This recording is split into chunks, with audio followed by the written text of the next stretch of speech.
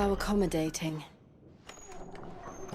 Do you really think they believe we are who we say we are? Not a chance.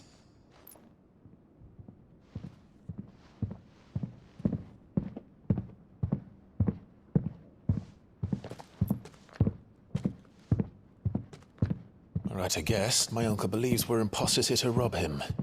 And means to string us up himself.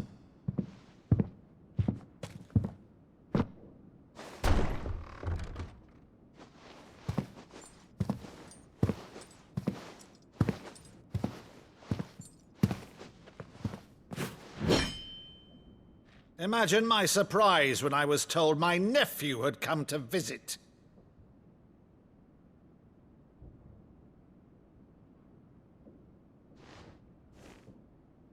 Clive Rosfield died long ago. And for uttering his name here, you shall pay with your tongue!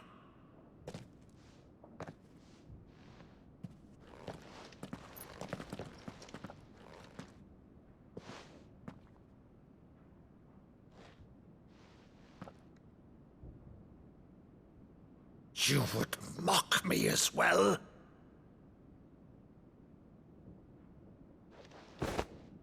It is I, Sir Crandall of Camelot, loyal servant to her serene holiness, Saint Sybil the Unshod.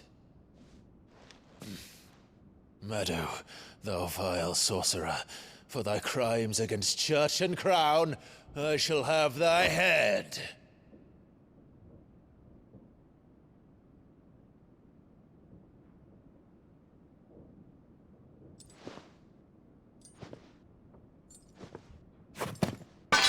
Curse thee, infectious flax wench. Even in death, must thou plague me still? Very well.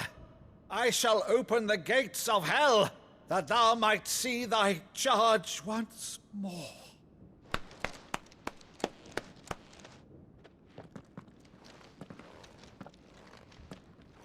Bravo, Uncle. You're still the finest Meadow in the twins.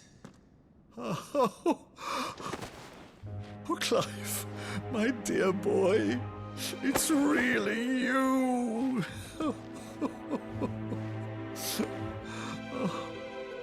You always were fond of that scene from The Saint of the Sanctuary. Never did let me play Sir Crandall.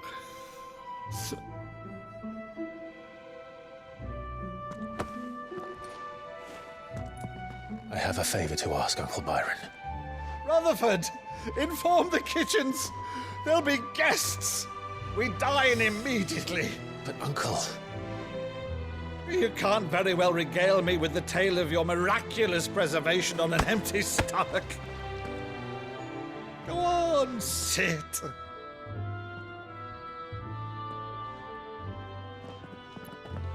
See that you use the good plates, Rutherford.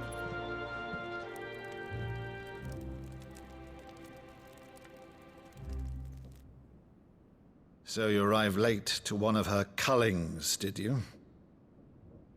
Since becoming Vicereine, Annabella has been a constant thorn in Rosaria's side, but these atrocities are a new low. Something has changed. Quite what, I don't know, but the woman we knew is gone, and a monster sits in her place. A monster. For better or worse, I've been charged with governing this town, and thus must maintain the illusion of obedience. That's all I can do to aid Wade and his merry band of revolutionaries. So he's told us. You have risked much for Rosaria. Our nation will be forever in your debt.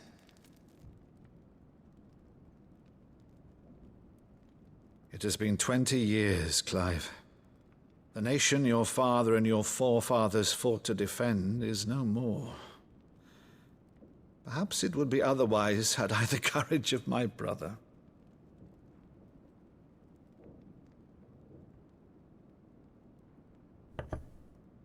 All right, if it's a ship you require, a ship you shall have. I've a galley in port, but recently relieved of her cargo. She can be outfitted for the voyage in a matter of weeks. So you believe us then? About everything? Believe you? Ha! Only a fool would believe even half of the things you claim. But until tonight, only a fool would have believed my nephew still lived. And besides, I have it on good authority that Clive is telling the truth. Whose authority? Your own, of course. You've always been a terrible liar. Is that true? It's not untrue. Let's say no more about it, eh? It wouldn't do to linger on my nephew's greatest failing.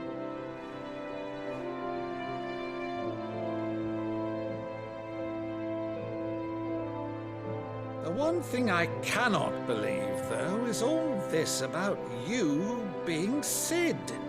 You were always such a good boy, but now you're quite the outlaw. Which, if I'm not mistaken, would make me an outlaw's uncle. Right then, who shall we pillage first? Rutherford, fetch me my cutlass. This will be fun.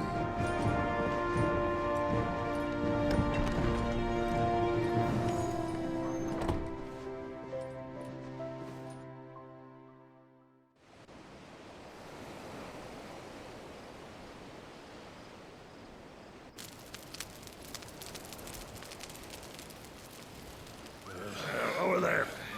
Go on. She's a fine ship, isn't she?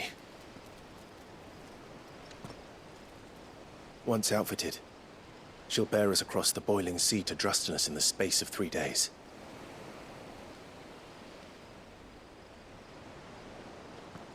Something on your mind?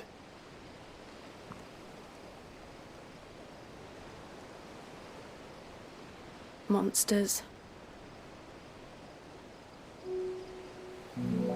When I served the Iron Kingdom, I did so because I saw no other choice. Because once they learned that the lash would not move me, they turned it on those who could.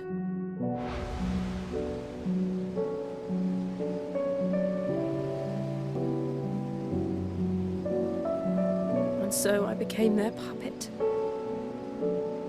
I let them pull my strings, telling myself it was not my hand that swung the sword, but another's. I removed myself from the truth so I wouldn't feel the pain it caused.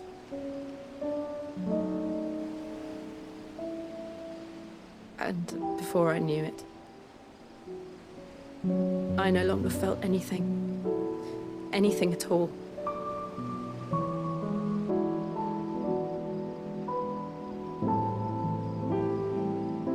I had become a monster. Jill.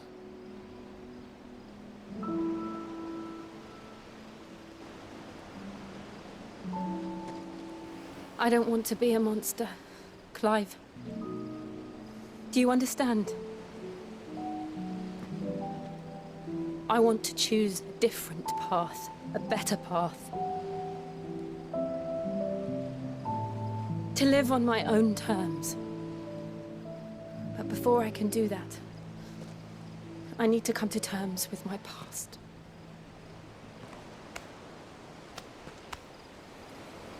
And when you do, I'll be standing there with you, just as you stood with me.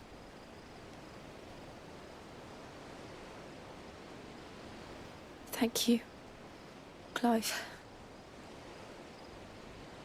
I must atone for my sins.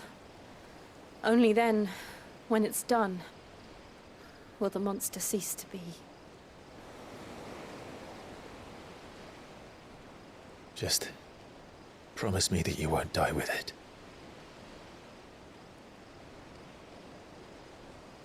Now, let's get some sleep. The journey back to Benamir is long, and there is much to tell the others.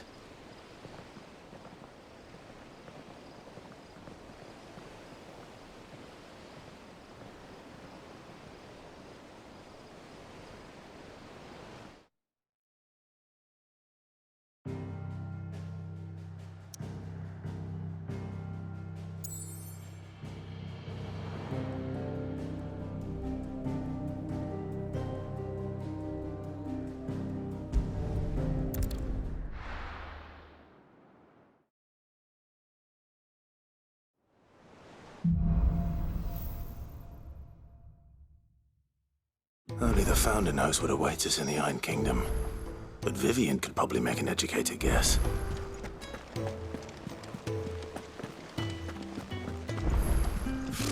Typical nobles.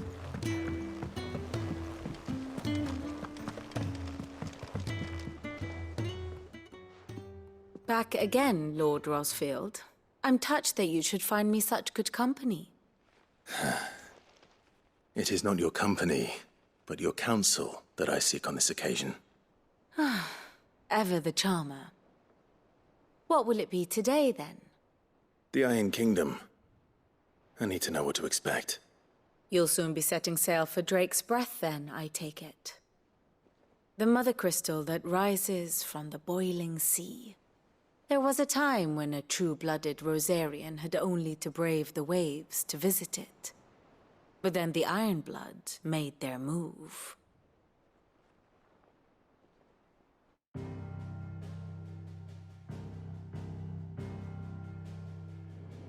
As you know, the Iron Kingdom rules over the islands to the west of Storm. Or rather, its church does. But this is not the pragmatic approach to state religion employed by the Holy Empire to manipulate the masses. No, the Iron Kingdom is the literal embodiment of the crystalline orthodoxy. And so, if one is to understand it, one must start there. As the name implies, the orthodoxy holds the mother crystals sacred, and they do not take kindly to heathens plundering the objects of their worship for the means to fill washtubs and light lamps with frivolous feats of magic. Indeed, the faithful consider ether a sinful thing, a poison no less. And to them, a dominant is an instrument of evil, albeit one they have proven only too happy to turn against their enemies. Some 80 years ago, in Northern Storm, Drake's eye collapsed. Soon after, in pursuit of ether and with the Blight at their backs, the Northern Territories descended upon the Grand Duchy of Rosaria. And when the Shields of the Flame marched north to meet them, the Iron Kingdom spied an opportunity. A few short days later, the Crusaders landed on the island of Mount Drastanus, home of Drake's Breath, and plucked it from the Duchy's grasp. Rosaria tried to reclaim it, of course, but to no avail. I doubt more than a handful of Duchy men have set foot on its shores in your lifetime. Nor are they like to again, under the Empire's stewardship, meaning the Iron Blood will keep their island, and with it, the foothold they need to march on mainland soil when next they spy an opportunity.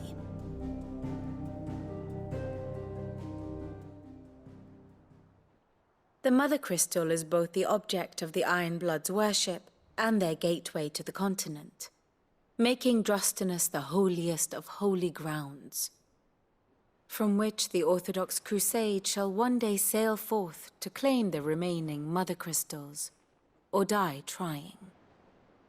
My father and my grandfather both traded blows with the Iron Blood for control of Drake's Breath. Had things unfolded differently at Phoenix Gate, we would have sent our entire fleet against them. But instead, they sent their fleet against Rosaria, sacked the capital, killed the men, and captured the women, including Jill. I'd say you'd be forgiven for wanting a little revenge, Clive. My only aim is to destroy the Mother Crystal. But thank you all the same. Not much else to do here. Let's see if Jill's ready. How did we never hear about these Guardians? There are of the new Flame? billets being posted. Clive! Oh, am I glad to see you? Is something wrong? It's Blackthorn. He ain't himself. And if I'm honest, he ain't been for a while. Yet normally it only takes a couple of drinks to perk him back up, but not this time. Something's getting him down. And whatever it is, he ain't telling. It's like he's lost his spark, you know? He's barely got enough fire in his belly to get the ump about stuff. But I'm thinking he might if we both bent his ear, because he respects you, innit? So, what you say? Fine. If you think it will help. Knew you'd understand. But if he doesn't want to talk, we let him be. He'll open up when he's ready. All right. Now, he'll only smell a rat if we both turn up at once. So, I'll go first, and you can meet us at the forge. Wait a bit, then head over when you're ready.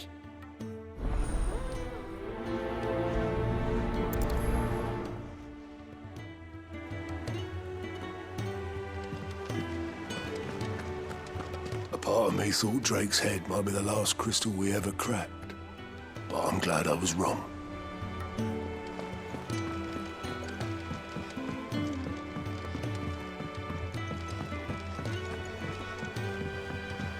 I could have sworn we had a few.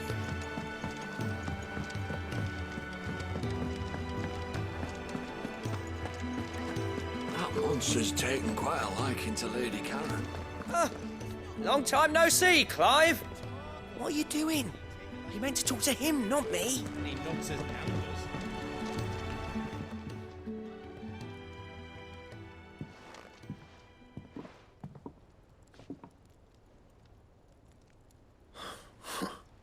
First August, and now you. What are you pair up to? What's it got to do with me? August was worried that something had been weighing on your mind. I thought you might want to talk about it. Did you now? I told you not to stick your nose in my business. What'd you go and do? Clive just wants to help, innit? What's so bad about that? Talk to him. You never know, you might feel better for getting it all out in the open. Please, mate. I'm worried about you.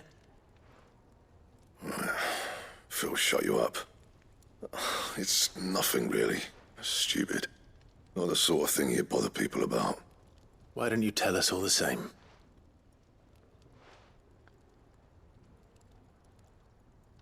Karen and I have an arrangement. I keep an eye on Goots, and she shows me what the competition's up to. Interesting arms and armor, things like that. Anyway, the other day, she shows me a cuirass she's come by. Masterpiece of level work.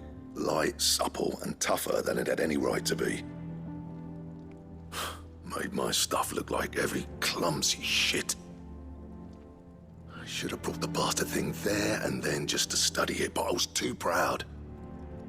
And now every time I reach for my hammer, I'm reminded that I'm not the craftsman I thought I was. There. You happy? You got what you came for. Now piss off. All right. We're going.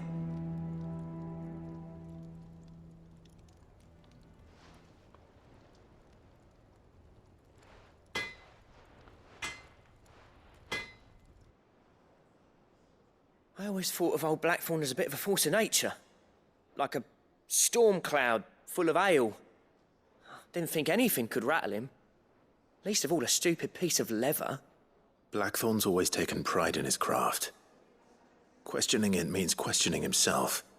Something tells me this is only going to get worse. If he has doubts, it will affect his work, which will only add to his problems. We need to nip this in the bud. I couldn't agree more. He said he should have bought that cuirass. Perhaps we should track it down for him. Assuming you're happy to help, that is. Too bloody right I am. Glad to hear it. First things first, then. We need to speak to Karen.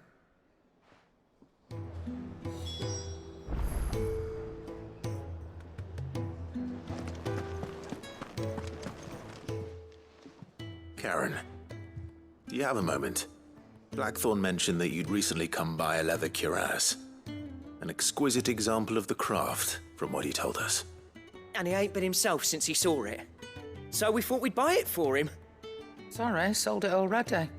Didn't think Blackthorn cared for it the way he turned his nose up. But it was nicely put together, that's for certain. Even if the bloke who made it is a bit of an odd one. Happened across him on my travels. Makes all his stuff to order, but the fella who commissioned it refused to pay. He didn't like the colour of summit. So I took it off his hands for a fair price. You don't know where we might find him, do you? Like I said, he's a bit of an odd one. Doesn't even have a workshop. He don't trust hunters neither, which means he spends as much time out tracking beasties as he does working their hides. I see. He did tell me summit, though. Apparently, his next commission's for a set of griffin hide greaves. Here, there's a griffin on the hunt board. The curse breakers were placing bets on who'd bag it. Now, where the bleeding hell was it sighted? Somewhere in Sambrec, maybe? Care Northern, that was it. Thank you, Karen. We'd be lost without you. At least you admit it. So, it sounds like going after that griffin might be the best chance we have of finding our roaming leatherworker. I'll leave the hunting to you if you don't mind. While you get on with that, I'll ask around the markets. See if I can't sniff out who he is and where he's hiding. Good idea. Hopefully one of us will be able to track him down.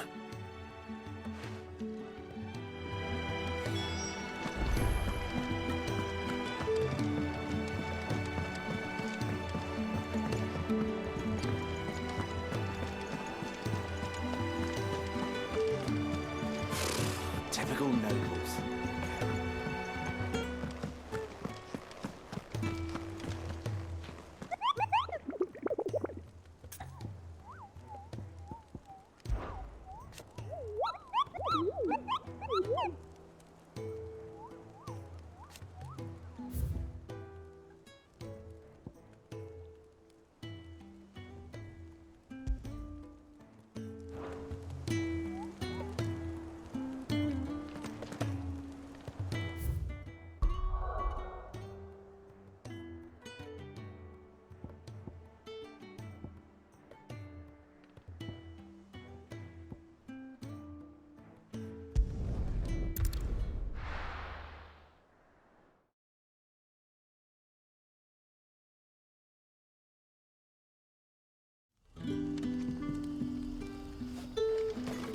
Good day to you.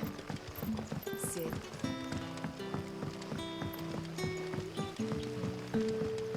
The crystals we get from the tailor all...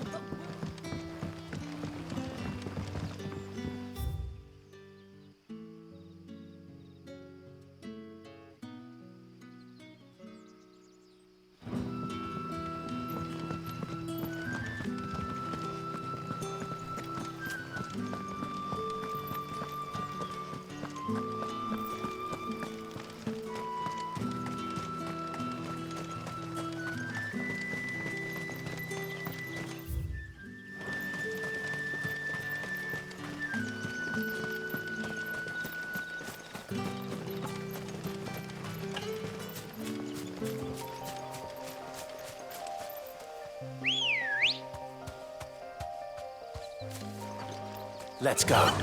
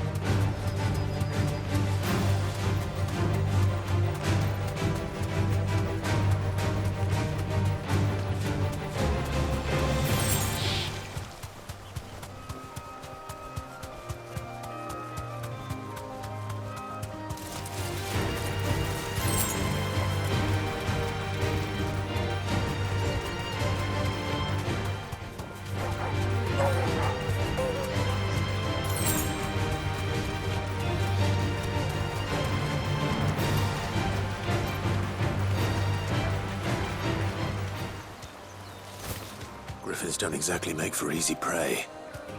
Let's hope our craftsman hasn't bitten off more than he can chew.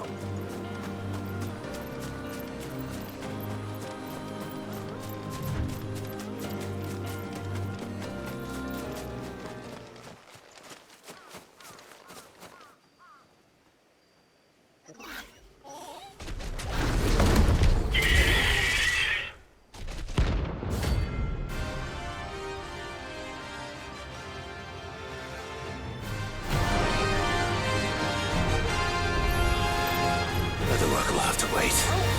Hoggle, look sharp.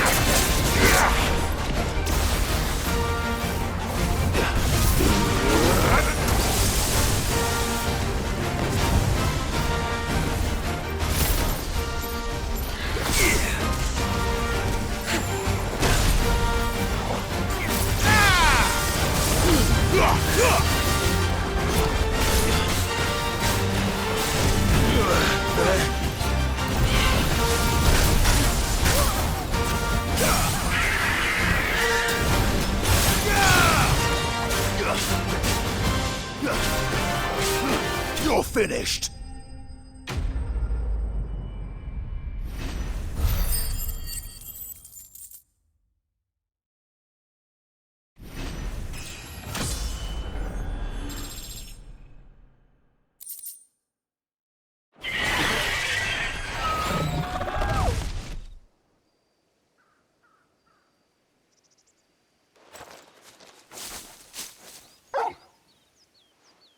Is something there, boy?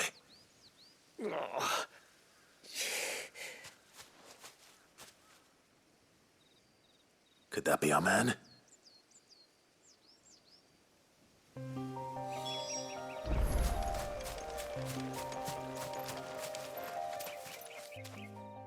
Are you all right? Dare say I'll survive. That griffin caught me before I could get an arrow off. Must have lost sight of me in the grass, though. I'd be dead if it hadn't. More likely than not. The name's Camille. I'm a lowly leather worker, if you couldn't tell by the smell of me. Not so lowly from what I hear. Do you remember selling to a merchant by the name of Karen? She's not an easy woman to forget. Bought a cuirass from me after I lost my buyer. Quite taken with my work, as far as I recall. Didn't stop her bartering me down to a pittance, though. She sent you for a refund? It's not her who sent me.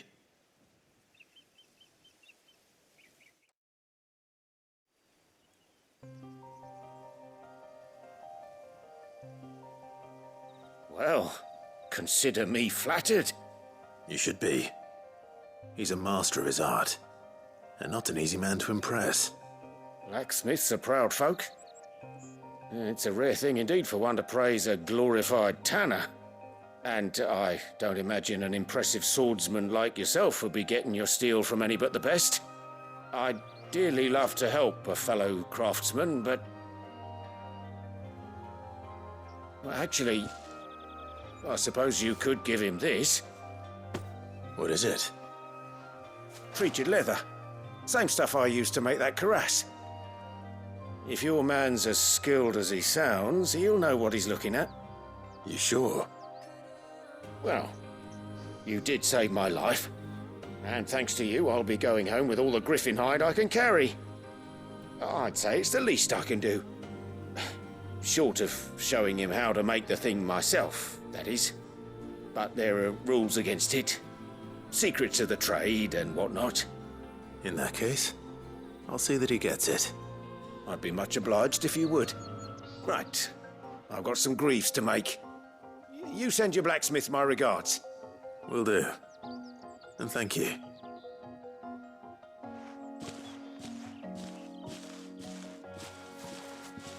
Hopefully this will sweeten Blackthorn's mood.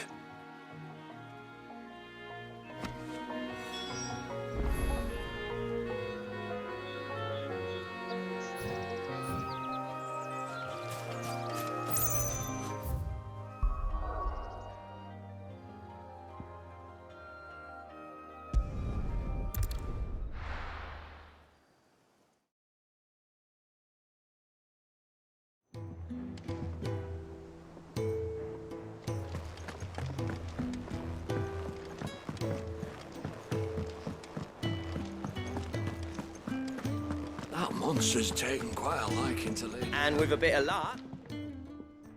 How'd it go, Clive? Did you find him, or does the hunt continue? I found him. And he asked me to give you this, along with his regards.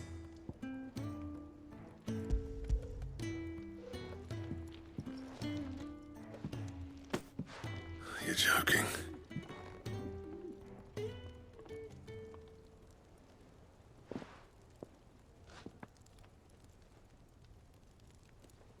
He said he wouldn't teach you how to work it, but that if you were as skilled as you sounded, you'd have no trouble understanding how it was done.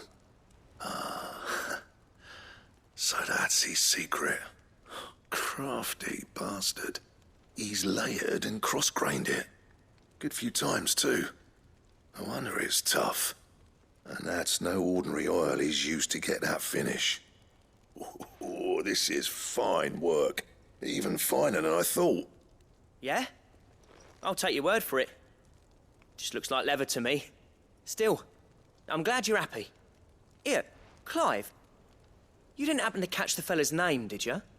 Camille, I believe. I thought as much. There ain't many leather workers in the realm daft enough to do their own hunting, see, and his name kept cropping up when I was asking around. Turns out he's from Tabor, and again, most leather workers are. But our friend Camille guards a long-held family secret, the details of which are the subject of some debate in the leather-working community. Then we better keep this close to our chests. Listen, sorry for putting the both of you to all that trouble. Should have kept my moaning to myself. Still, I'm glad you found him. This has cheered me right up. That was the idea. Clive's idea, anyway. He did most of the work. It's good to have you back, Blackthorn. Just don't expect me to go turning out work like this. There's a reason he does his own hunting. He knows exactly what hides to look for. And that's how he gets them to layer up so nicely. And don't get me started on how much oiling this leather would need. But I reckon I can make something about as good. Something a Cursebreaker will have no trouble caring for. Anyway, enough narrowing. I've got work to be getting on with.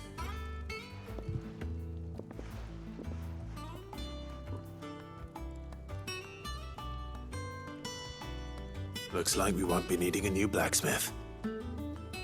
As if there was a better one out there. I wouldn't have been the same anyway. No one spins a yarn like old Blackthorn in his cups. Right, now that's sorted, I've got duties to attend to. Thanks, Clive. You've given me my mate back.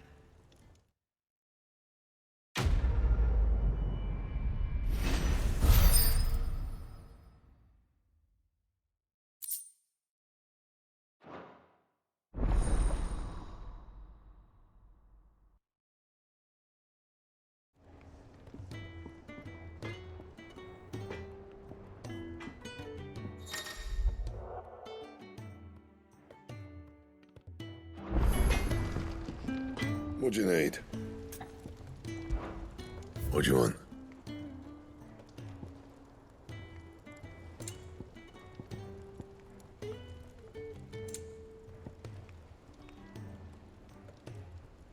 Anything else?